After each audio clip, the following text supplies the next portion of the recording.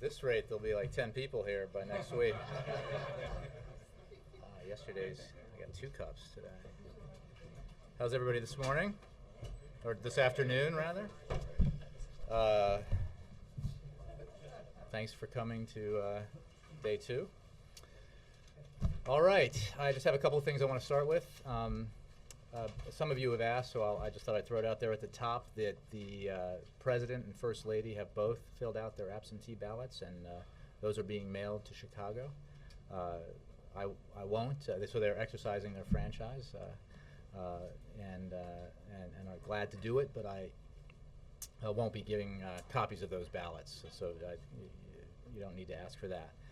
Second announcement is, let me just get through this. The second announcement is the White House is pleased to confirm that President and Mrs. Obama have accepted the invitation of Her Majesty the Queen and will travel to the United Kingdom for a state visit on May 24th through the 26th of this year. This trip will be President Obama's first European state visit, a sign of the strength of the special relationship between our two countries and of the United States' enduring commitment to its European and NATO allies and partners. Further details of the trip will be made available at a later time. I hope you all can join us. I'm not quite done. One more thing I'd like to say at the top. Hold on, please. Believe me, I'll take questions. But I just wanted to note, I meant to yesterday, and I admit I was a little preoccupied. I meant to note yesterday that it was the 25th anniversary, I believe, for Peter Mayer. Is he in the house? No, he's Air Force One today. Oh, okay. So I will. I just want to say that 25 years covering the White House. He was here when I got here, first covered the White House in spring of '93, and he was already a grizzled veteran. But I wanted to recognize that because it's a great tenure for. He started at 12. Yeah, right. Exactly. And with that, let's start the briefing, Mr. Feller. Thanks, Jay. I wanted to ask you about Bahrain. Can you give us the President's personal reaction to what's happening there, the crackdown in which men and women have been beaten and shot simply for protesting? I spoke with the President not long ago about this before his lunch, and his view is that we oppose the use of violence by the government of Bahrain, just as we oppose the use of violence by other governments in the region against peaceful protesters. We offer condolences to the families of those who were killed and injured. And we've said repeatedly that the United States believes strongly that violence is not an appropriate reaction when the peoples of this region, or any region, are peacefully protesting and airing their grievances and making reasonable demands about wanting to engage in the political process. We believe that people have universal rights, including the right to peaceful assembly. So we continue to urge the government of Bahrain to show restraint in responding to peaceful protests. The government of Bahrain has the responsibility to maintain peace and security for its citizens and to hold accountable those who utilize excessive use of force against peaceful demonstrators. As you know, I think it's been reported that Secretary of State Clinton has been in touch, and the other officials of the administration are obviously reaching out to members of the government of Bahrain to communicate this message to them. Do you have any sense about how those calls are going? I'm wondering whether this is another case where the U.S. makes its stand clear, as you just did, but the leverage here is limited to actually influence these events. Well, Ben, I would step back and point out that our position here is reflective in so many ways of what it was with the demonstrations in Egypt. We supported the people of Egypt. We didn't dictate events in Egypt. What unfolded in Egypt was the result of the actions of hundreds of thousands and millions of Egyptians. And we're not looking to dictate events or outcomes, but we are making clear what our position is, because we believe, and the President said as long ago as his speech in Cairo, that the governments in the region need to be more responsive to their peoples in order to live up to the hopes and dreams of their people, and also to that instability comes from not responding to the legitimate grievances and democratic aspirations of their people. What gives you any confidence that making clear what your position is going to have an effect? Look, this is a process that, again, is about the people, in this case of Bahrain. Our position is clearly stated, and it is applicable to countries throughout the region. And again, as with other countries, we're not looking to dictate events, but we are making very clear the values that we hold. And then finally, one last one. I'm sorry. On the Fifth Fleet, any contingencies being made for that? I don't have anything for you on that at all, Ben. Hey, Yes. Steve, we're seeing protests in many countries across the region. How does the White House analyze what is going on? Are we witnessing a full-scale revolution across North Africa and the Middle East? Well, each country is different. Each country has different traditions, Steve. And there is a commonality, clearly, to some of the demonstrations and the unrest we've seen, and it's reflective of yearning by the peoples of the region, the peoples of these countries, to have a greater participation in the political process in their countries. And we support that, and that's why we have urged the governments in the region for a long time now to respond and get ahead of that, those demands and those aspirations expressed by their peoples, and respond to it and open up their societies in a way that will allow those countries to become more prosperous and their people to improve their lot in life. In the case of Egypt, you were very vocal in calling for a peaceful transition there. Are you anywhere close to doing that for Bahrain or any of these other countries? Steve, I would say again that each country is different. What is the same is what we believe about these universal values and universal rights. And we have urged governments in the region, the Egyptian government, the Bahraini government, but in general, to be responsive and to open up their societies and to get ahead of the process of it, in order to respond to the aspirations of their people. Okay.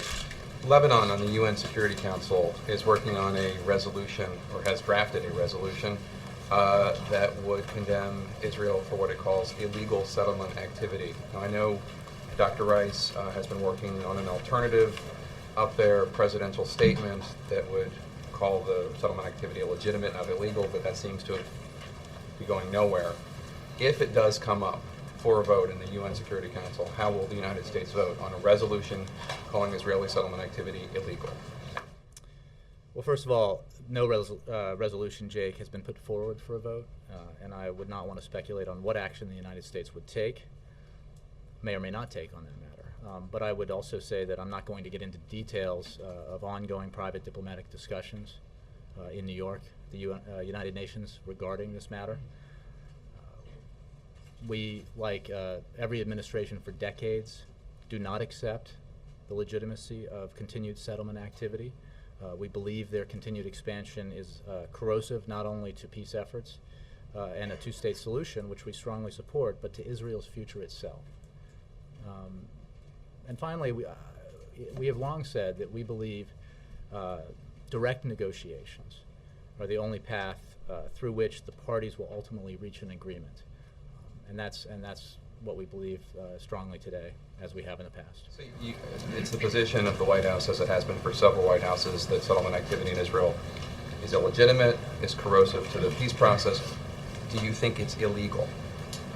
What we have said is we believe it's illegitimate, and we've been very clear about that. And we also believe that the best forum for making progress in the negotiations in the peace process is in direct negotiations between the Israelis and the Palestinians in order to reach that goal of a two-state solution with security for both states, and that it's far better to pursue that path than others.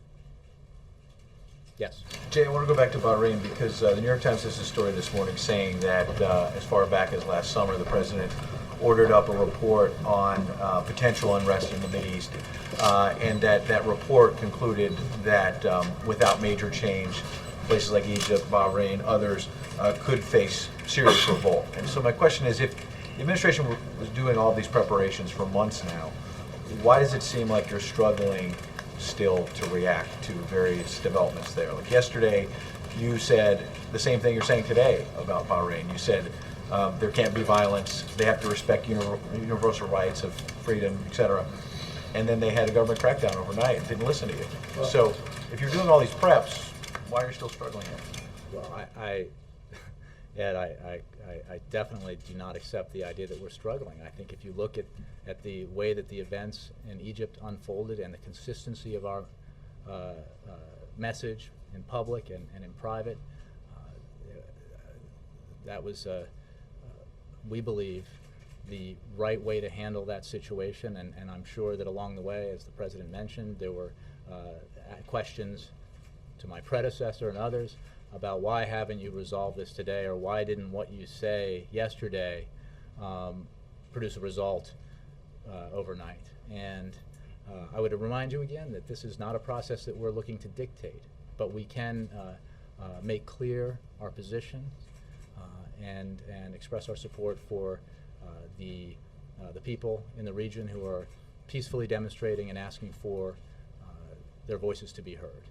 And that's what we're doing with Bahrain and with all the countries in the region that are experiencing this unrest. We're being very consistent about where we stand. And I really think that in a moment like this, with such incredible events unfolding, 24 hours is a pretty short time period to expect things to change. But does that mean that you can allow another 24 hours of the government cracking down, beating people, killing people, journalists getting caught in the crossfire? Yeah, we've made very clear our opposition. I think I at the top of this daily briefing, expressed our strong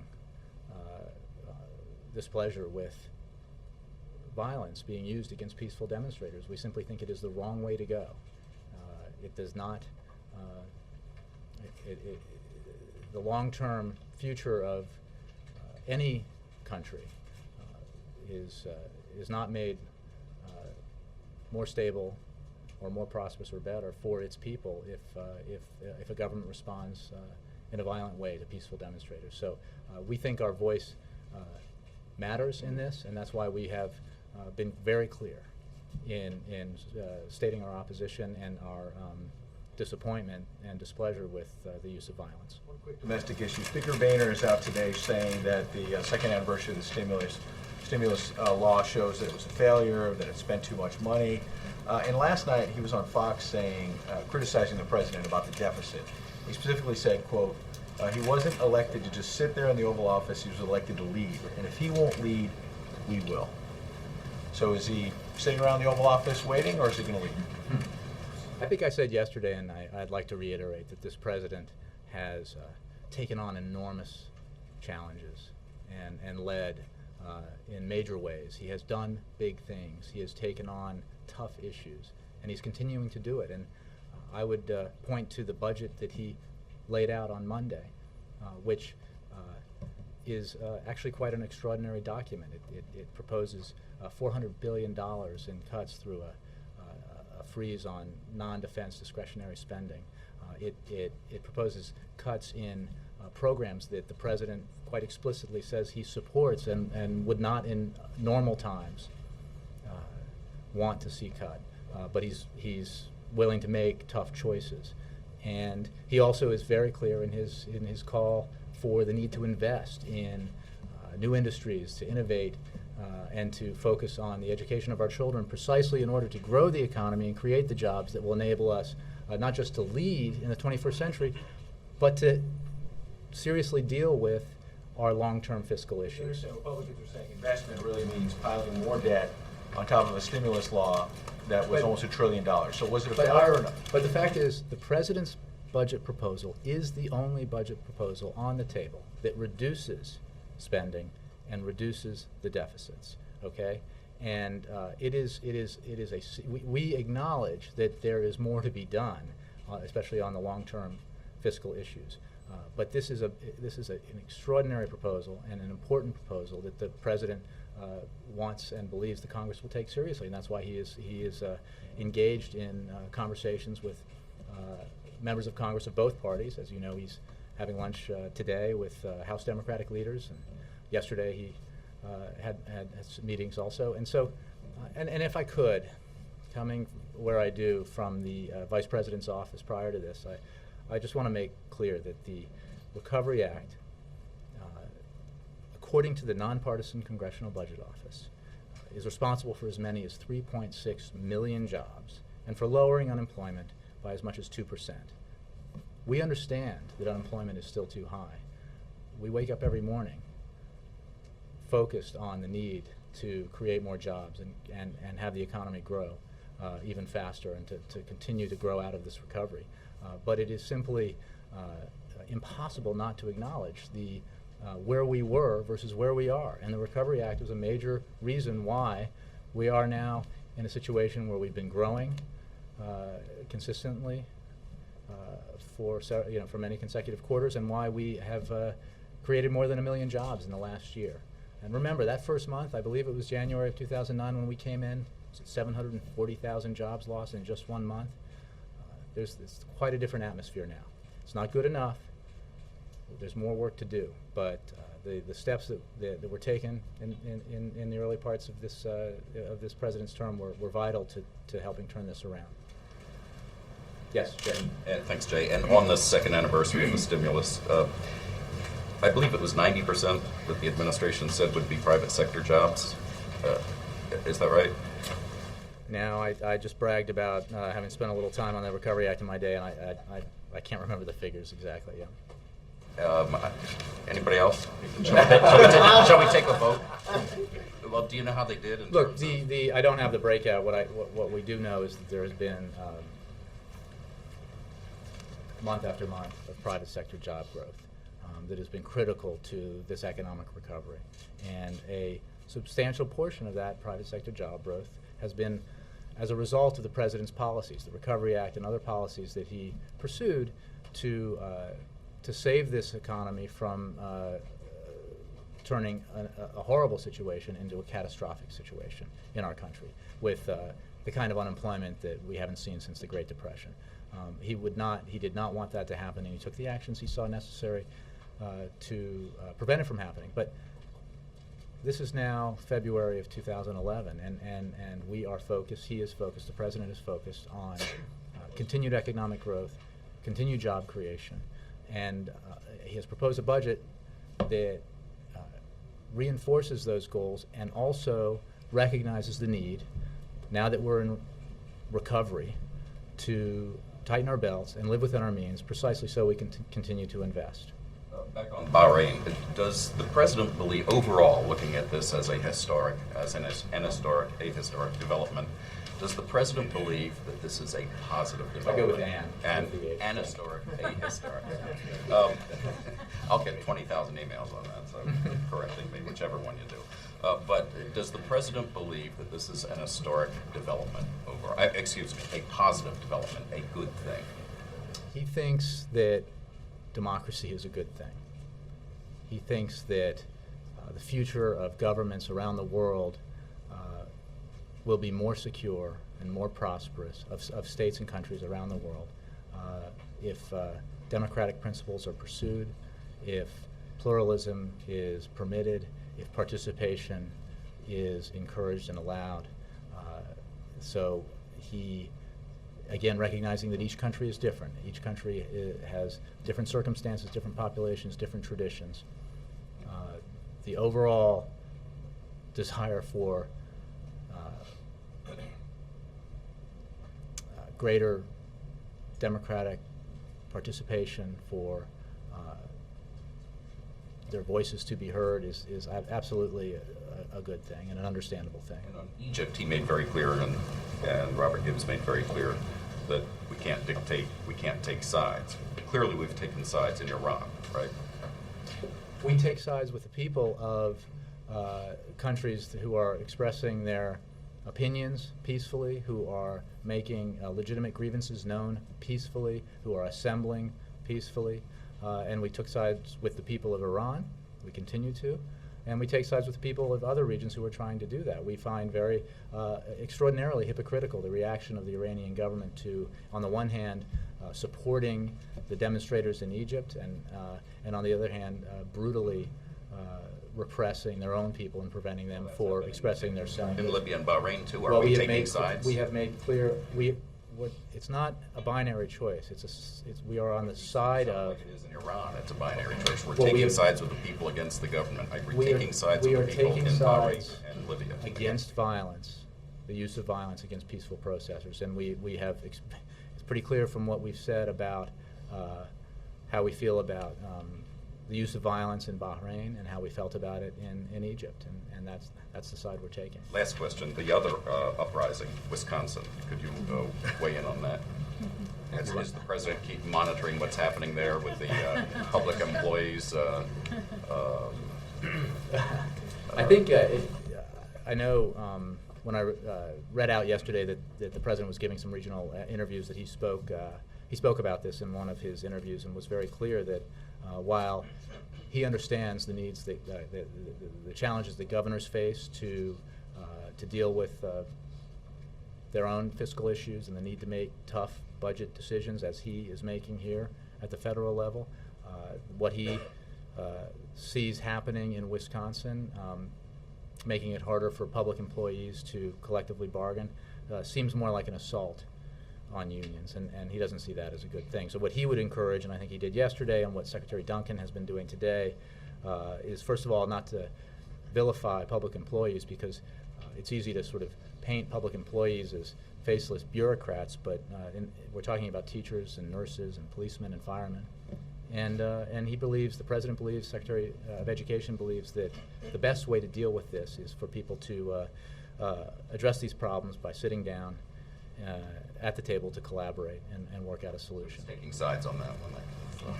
I think he expressed his opinion directly. He got it from the president himself yesterday. Mike. Jay, was the stimulus package oversold up front? The stimulus package, the Recovery Act, contained within it goals to improve, to basically, as part of a number of measures that were taken to prevent a staggering economy from collapsing into depression, to save or create jobs, to invest in areas where future growth would help drive the overall economy. And those goals have been met. Now, economic, as I said yesterday, I'm not an economist, but I do know that the business of predicting the future in terms of economics is tricky. And as we see all the time, some of the numbers we depend on most and cite most in the press and in the government, GDP statistics, unemployment statistics are constantly being revised when new information and new data comes in. The bigger point is there was a crisis that had to be responded to, and this president did that by leading, and we believe it worked. Well, because unemployment at the time was 8.1%. The charts that were initially put out suggested we would be below 7 at this point. We're at 9, so. Mike, we've said, and I'll repeat, that we don't want to relitigate the battles of the past, but this is what I was getting at in my answer. The projections that the economic team made at the time were based on the numbers that everybody had at the time, and were reflected in the projections made by a lot of outside economic analysts and institutions. The reality, as time passed, was that the hole we were in this country was in as President Obama was sworn into office was much deeper than even we knew in December or November prior to that. The job loss was much more extreme. The shrinking of the economy much greater. That was a reality that was not apparent to economists of all stripes, and was revised as we went along.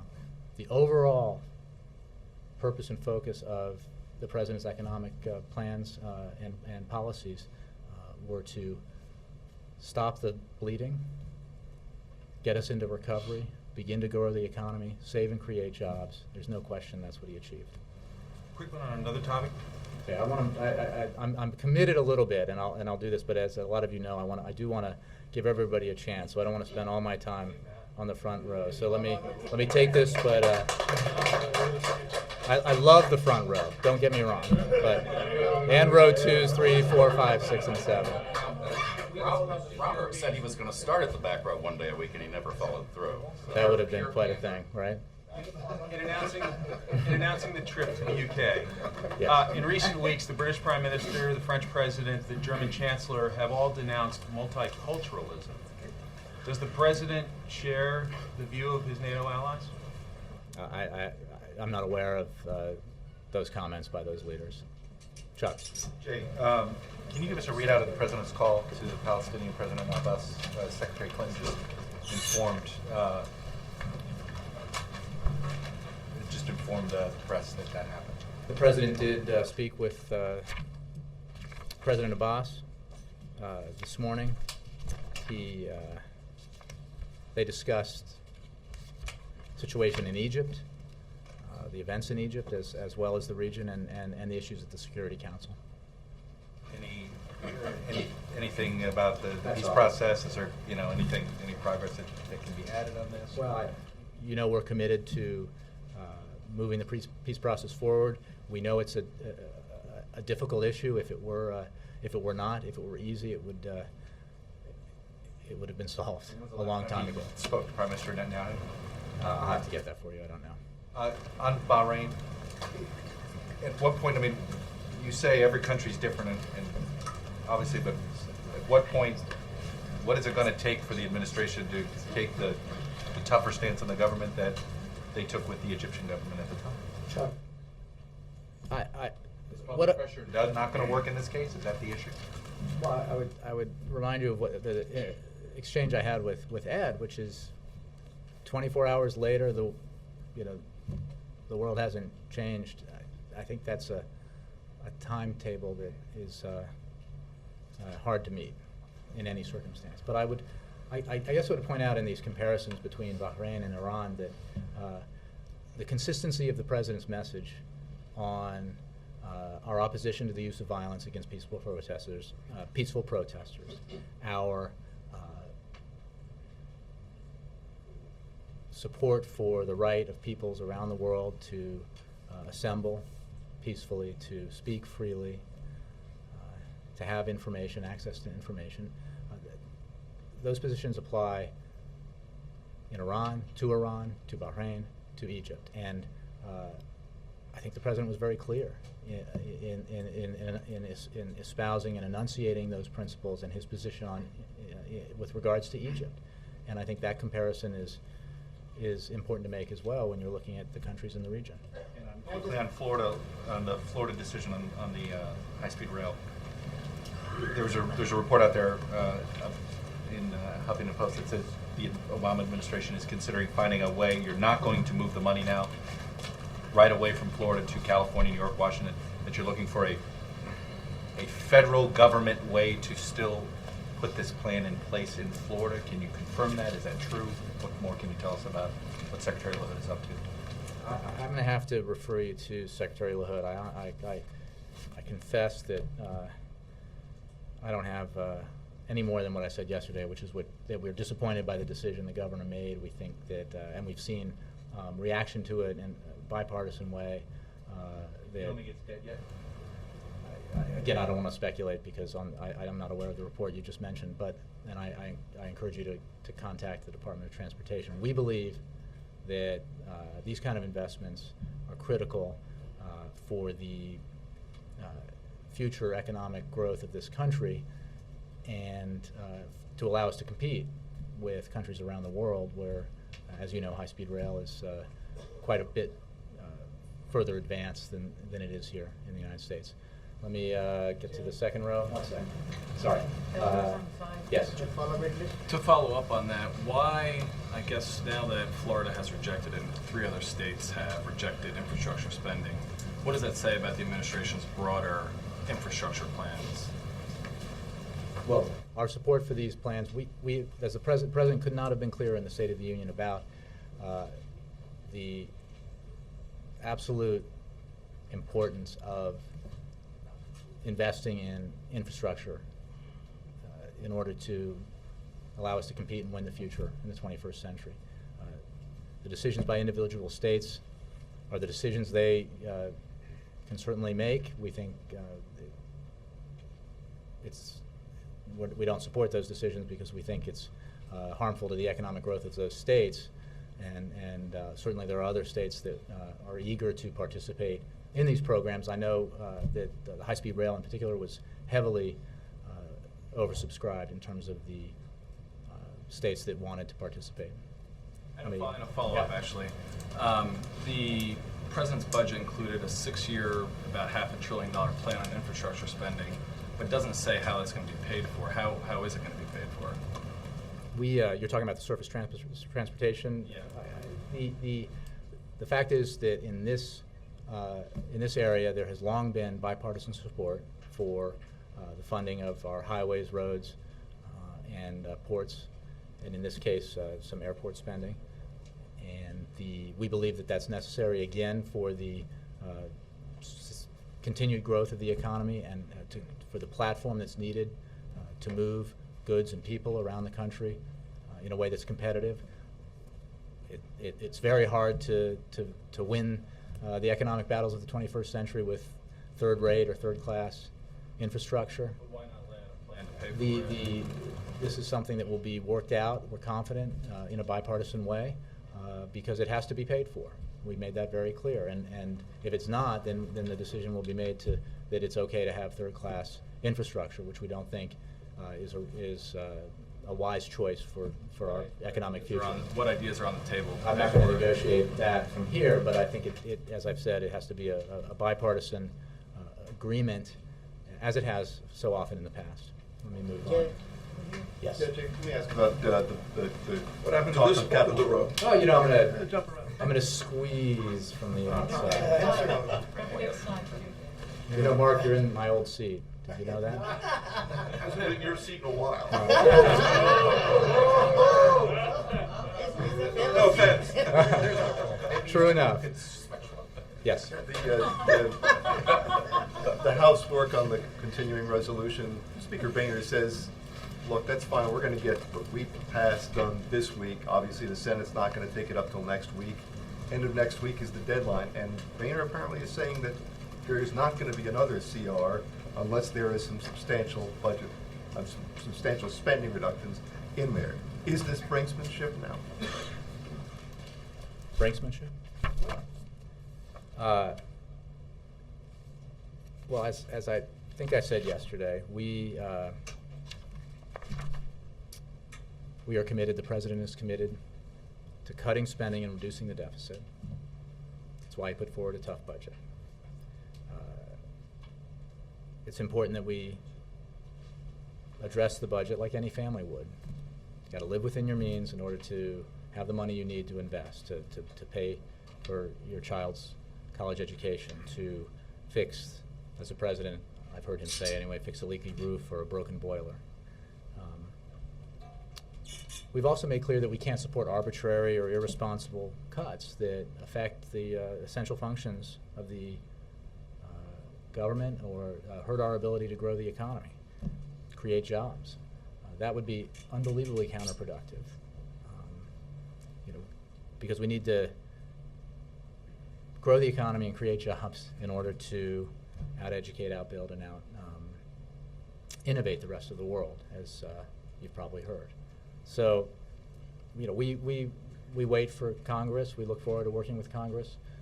The President looks forward to working with Congress on the continuing resolution and on his budget and the other issues on the table. Deadline's the end of next week. Is there any prospect that there's going to be this bipartisan agreement that you're looking for between now and next week? I think the leaders of both parties have, as well as the president, have made clear that coming to an agreement is vital for the American people and the American economy, and that the well, I'll leave it at that. I can point you to statements that Speaker Boehner and others have made about the need to do that. Yes. Jay, up on the Hill. Wait, sorry. Doing a second row here. Jay, notwithstanding the fact that New Jersey Governor Chris Christie counter-programmed his speech against your first briefing yesterday, does the White House welcome his participation in the 2012 presidential campaign? And does, if he were to do that, and do you all have a sense of what you think the president thinks of his message? Well, we're focused right now on some very big issues, dealing with the economy, dealing with international events. I don't have any comment for you on an election process that really is very far off in the future. Let me, Mark. Sorry. Thanks. Earlier in the briefing, you called the budget an extraordinary document. You said the White House believes Congress will take it seriously.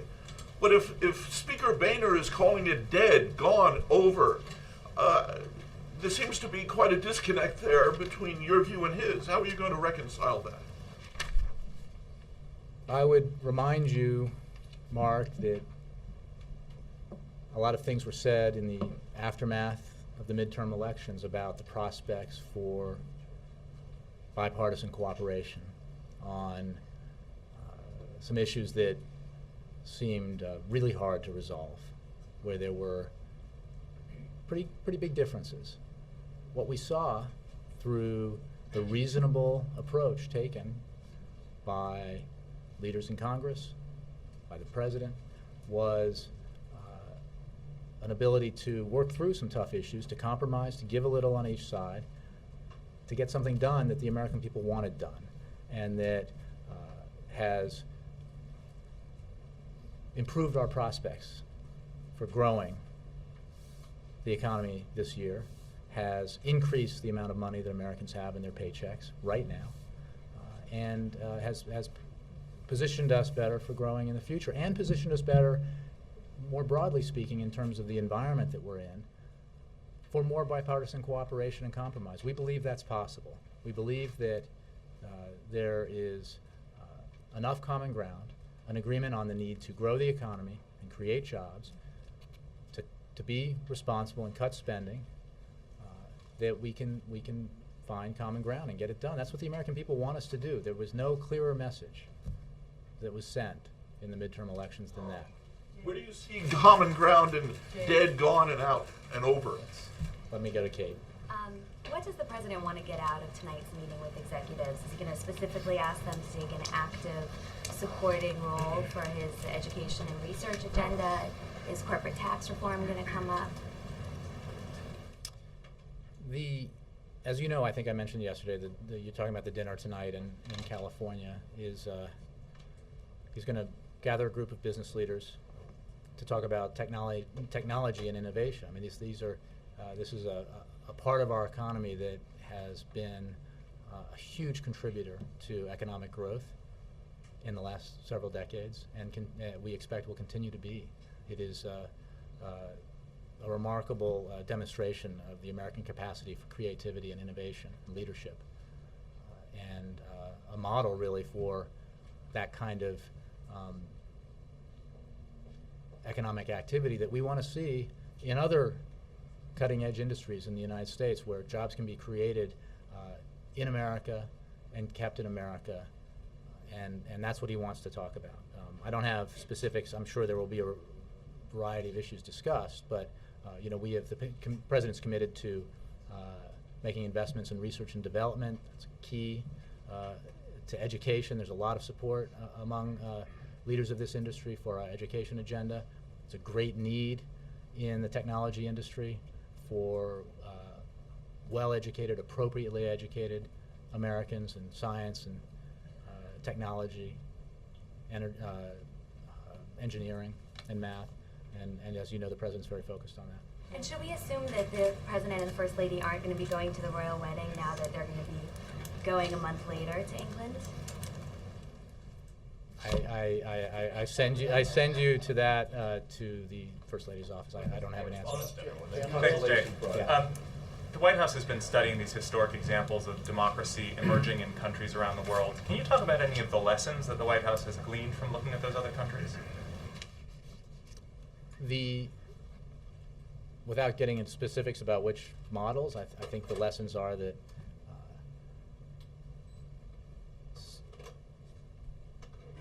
you want governments, opposition movements, civil society to come together and to work out the changes that can bring about greater democracy, greater pluralism, greater participation around the table in negotiations, rather than in any violent way. And I think that the successes where the countries where the progress has been most evident, that's been the model that we think is the best. Let me bump around a little bit here. Thank you. When is the last time that the President spoke with the Bahrain leader? And forgive my ignorance on the issue, would he speak with the King or would he speak with the Prime Minister? And if they haven't talked recently, kind of what's the calculation? Do you wait till you talk? I would refer you to the State Department on the protocol issues, but in this case, I don't have anything for you on when the President last spoke to leaders in Bahrain. Do you know, just since, has he spoken directly since Cairo? Since the uprising in Cairo? Since the uprising in Cairo, I don't believe so, but I can check on that for you. Let me go. Thank you, Sheikh. You said that you don't dictate policies, yet there is an impression in the Middle East that you don't support the demonstrators enough, especially in allied countries. Do you worry that the United States might risk becoming irrelevant in affecting change in the Middle East? What I would say, and this is what I was getting at in answering Chuck, is that the President was extremely clear in his support for the Egyptian people. The people of a country that is a long-term ally and continues to be an ally of the United States. And he demonstrated our commitment to the principles, the universal values and rights that we believe are essential and that need to be respected around the world. And the consistency between his message around the region, I think, is pretty obvious. Jay, third row. Thank you, sir. Two questions about Great Britain. How closely has the President been consulting with Prime Minister Cameron, especially the fact that the United States Navy's Fifth Fleet is in the region? What I can tell you, I believe we read out the fact that the President spoke with the Prime Minister over the weekend. I don't have anything more for you on that. And the other is about the invitation, obviously. It's a very rare occurrence for any president to be invited to stay, literally, in Buckingham Palace. Can you tell Only us? staff can go too. Only the staff can understand, but not quite in the palace. Around the back. Anyway, do you have any comment on the significance of that, actually staying within the palace itself? I confess that I do not know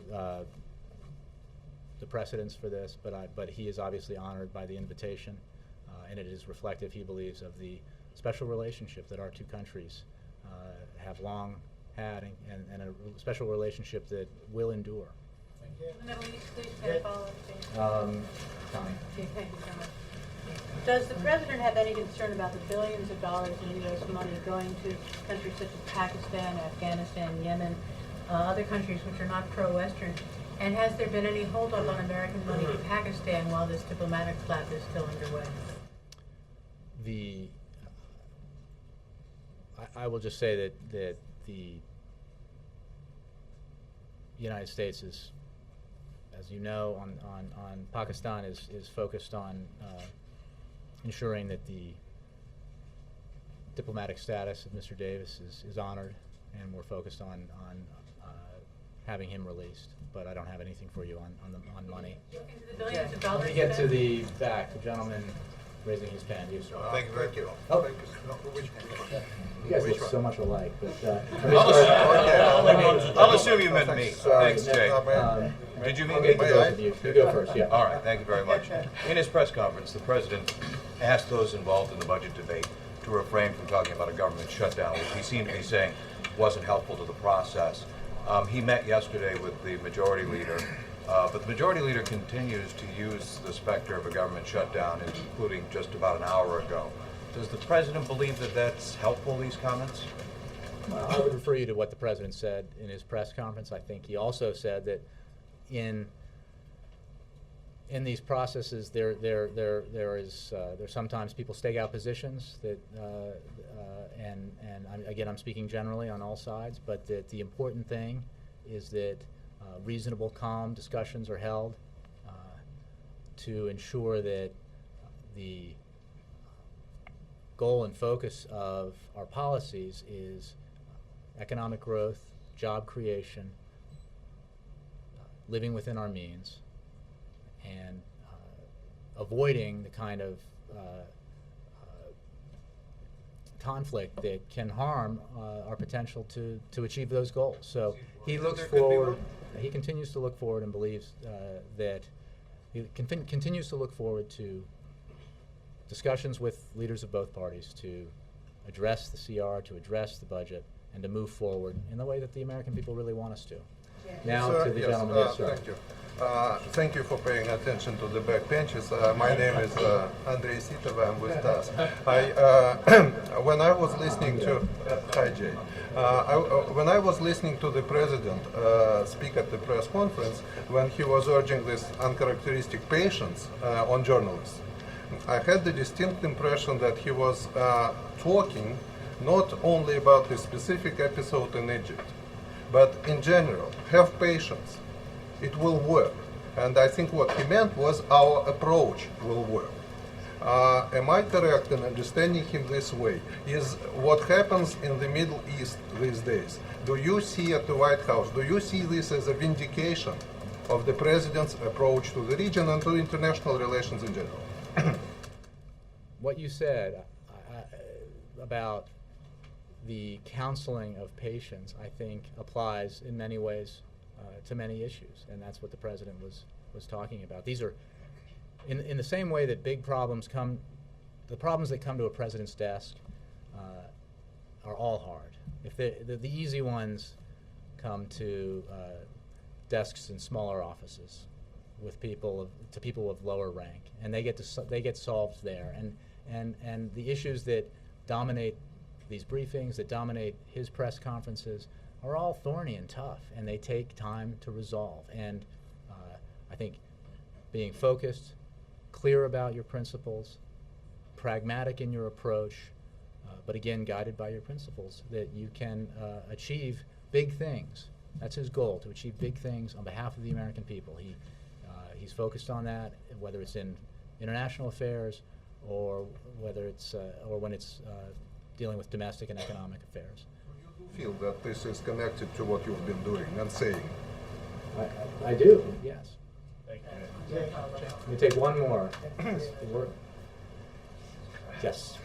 Christy. Today with lawmakers on the committees that deal with education. First of all, do you know anything about that meeting? Mm-hmm. Can you read it out at all? I can, if I can find it here. Bear with me. I know it's here somewhere. There it is. Yes, he met. He had a bipartisan, speaking of bipartisanship, working together on goals commonly held by members of both parties. The president had a meeting today with, I could just find my paper on it. Maybe it's in the front. There we go. With Senators Tom Harkin, Mike Enzi, Jeff Bingaman, and Lamar Alexander, Republicans and Democrats. In that meeting, the president reiterated his strong belief that the nation's economic future is being decided every day in classrooms across the country, and that reforming education through the reauthorization of the Elementary and Secondary Education Act is a key priority this year. As you know, education is an absolute priority of this president, and his commitment to reform is really quite profound.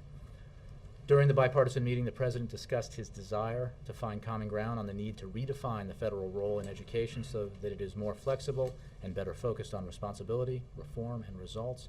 He discussed raising expectations for students and schools, boosting teacher effectiveness, and providing greater flexibility to support innovation and improvements throughout public education, including fostering a race to the top in our schools and providing incentives and rewards to help students make significant strides and to succeed. The President looks forward to continuing this vital bipartisan work to ensure America's students have the skills they need to out-educate and out-compete the world and win the future.